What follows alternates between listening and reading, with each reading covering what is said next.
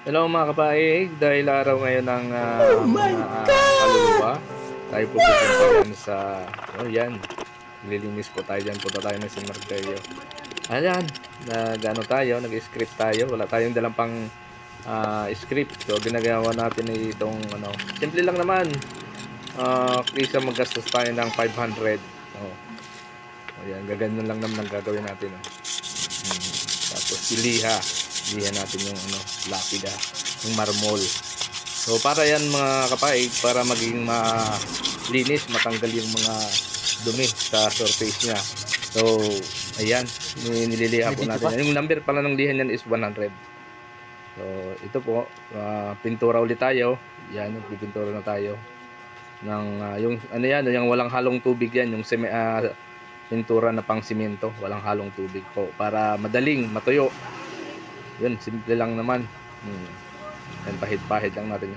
Nakailang pahid pala ako niyan. Saka ulit, ito, ano tayo, lettering. Parang, ang ganyan. Susundan lang natin yung guhit, yung mga arko. Kasi, kapag sunod sa arko na yan, ayan, na ano na natin yung mga, mayroong sami. So, pupunasan na lang natin yung pag may ganyan. Sami. Ayun, okay na, mga kapaig, diretso na tayo. Ayan. Ayan na. Malapit na tayong matapos. Actually, inaabot ako ng ano yan. Ng tanghali. Uy, may nagpakitang anino. Kaya yun. Ito na. Ito na. Malapit nang matapos. Siyempre. Pahinga muna tayo dyan. Pahinga muna tayo. Pahinga tayo ng 10 minuto.